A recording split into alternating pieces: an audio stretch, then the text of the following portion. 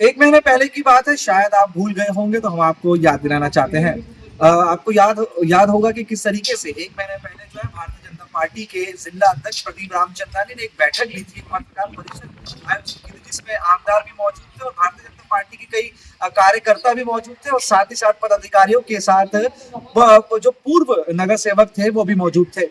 इस पत्रकार परिषद में उन्होंने आरोप लगाया था कि उल्लासनगर महानगर पालिका में 100 करोड़ का भ्रष्टाचार किया गया है, जिसके बाद जो है उन्होंने इसकी पुष्टि करने की भी बात की थी। लेकिन जिस तरीके से देखने को मिलता है कि आरोप लगाए जाते हैं, उसके बाद कहीं ना कहीं बातचीत होती है गुप्त तरीके से और फिर इस मुद्दे को जो है ठंडे बस्ती में डाल दिया जाता है।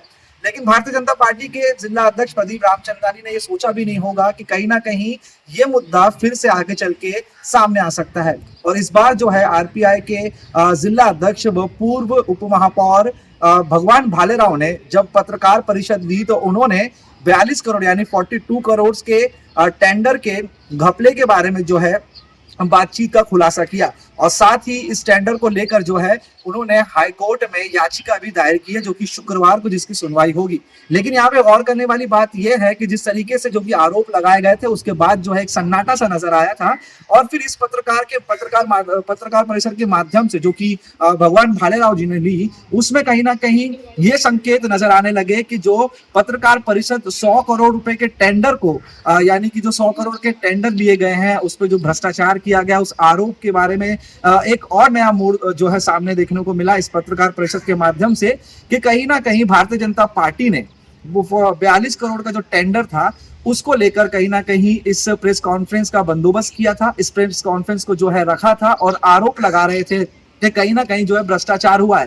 खैर ये भ्रष्टाचार तो हुआ ही है क्योंकि पत्रकार परिषद के माध्यम से भगवान भालेराव ने जो है काफी चीजें जो है स्पष्ट की है जो कि अब तक लोगों के सामने नहीं आई थी। तो वही अभी जो है अंदाजा लगाया जा रहा था कि भारतीय जनता पार्टी ने कहीं ना कहीं एक स्टंट किया था उस पत्रकार परिषद के माध्यम से, ताकि जो टेंडर है जिस तरीके से 3 टप्पे में जो है इस टेंडर को दिया गया था, तो तीसरे टप्पे में जो है उस टेंडर में फेरबदल करने के लिए भारतीय जनता पार्टी ने इस तरीके का कहीं ना कहीं षड्यंत्र रचा था। भारतीय जनता पार्टी हम नहीं कहेंगे क्योंकि भारतीय जनता पार्टी के अंदर अंदरूनी विवाद जो है काफी चरमराया हुआ है, काफी जो है गरमाया हुआ है। लेकिन जिला अध्यक्ष जो प्रदीप रामचंद्रानी जी हैं उनके माध्यम से जो है इस तरीके का जो है एक प्रेशर यानी कि दबाव लाया गया था।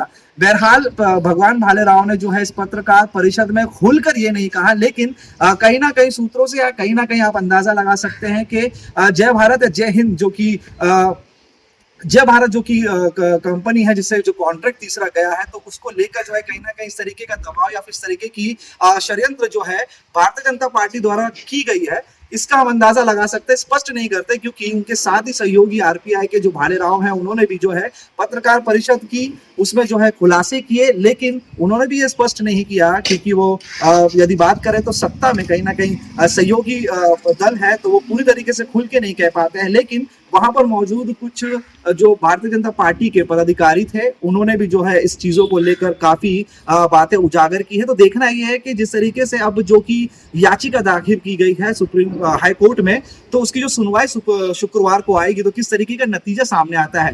बहरहाल अगर इस पूरे प्रक्रिया को देखा जाएगा तो होना तो कुछ नहीं है, लेकिन कहीं ना कहीं एक अड़ंगा और कहीं ना कहीं खुलासा जो कि जनता के सामने अब तक नहीं आ पाया था वो कहीं ना कहीं इस प्रेस कॉन्फ्रेंस के माध्यम से सामने आया है। तो देखना यह है कि आने वाले समय में किस तरीके की नीति या फिर किस तरीके का इसके ऊपर फैसला होता है। और जो करोड़ों रुपए की बात की जाती है, एक तरफ महानगर पालिका कहना है कि आर्थिक परिस्थितियों से वो जूझ रही है, तो वहीं इस तरीके के अगर घोटाले होंगे, अगर आप देख ले तो 42 करोड़ उसके बाद 100 करोड़, आप अंदाजा लगा सकते हैं कि कितने करोड़ों के घोटाले हो जाते हैं और प्रशासन कहता है कि वो आर्थिक कमजोरियों से जूझ रहा है।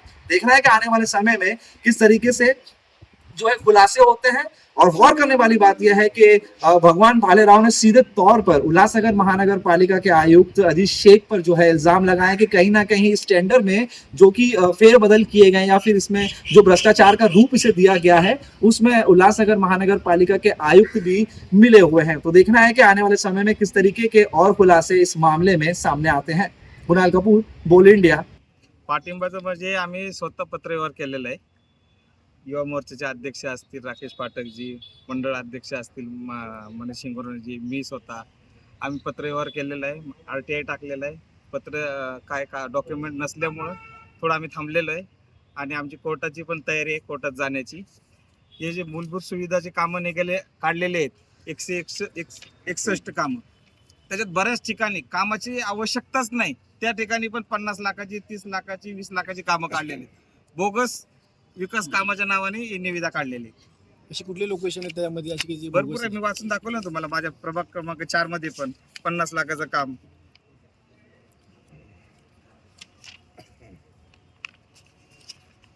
उल्हासनगर महानगरपालिका क्षेत्रातील प्रभाग क्रमांक 4 रामराव गीते यांच्या घरापासून राजू पडवळकर यांच्या घरापर्यंत सीसी रस्त्याचे तयार करण्यात आलेले काम 50 लाख ही निविदा काढली. तिथं आवश्यकताच नाही कामाची. कपिल जी असे जो भरपूर ठिकाणी आम्ही गेलेलो आहे, पाहणी केलेली आहे, तिथं आवश्यकताच नाही कामाची. करोड रुपयाचा घोटाळा आहे. तुमच्या जिल्हाध्यक्षांनी आता मध्यंतरी पत्रकार परिषद घेऊन म्हणजे एका शिवसेनेच्या नेत्यावर आरोप केले होते 100 कोटी आणि त्याच्या मार्फत हे भ्रष्टाचार सुरू आहे. भ्रष्टाचाराचा आरोप नाही, भ्रष्टाचाराचा उजागरच भारतीय जनता पार्टीने केलेला आहे आणि भारतीय जनता पार्टी एकदम ताकदीने या भ्रष्टाचाराच्या विरोधात आहे. तुमची ये नेते देखने को सहभागी का नाही झाले? अरे आम्ही नेतेच म्हणजे पार्टीचेच पदाधिकारी आहे ना, युवा मोर्चाचे कपिल अध्यक्ष जी, आहे, SC जो मोर्चाचे काम अध्यक्ष, विपक्ष को मंडळ करना अध्यक्ष. चाहिए आज सत्ता में रह के, कपिल जी यार थोड़ा हिंदी सवाल भी करने ते दो. पत्र अजून आम्हाला मिळालं नाही अजून पत्र तसं. आणि तसं काय करें विषय अभी पण हिंदी में कुछ पूछ लें.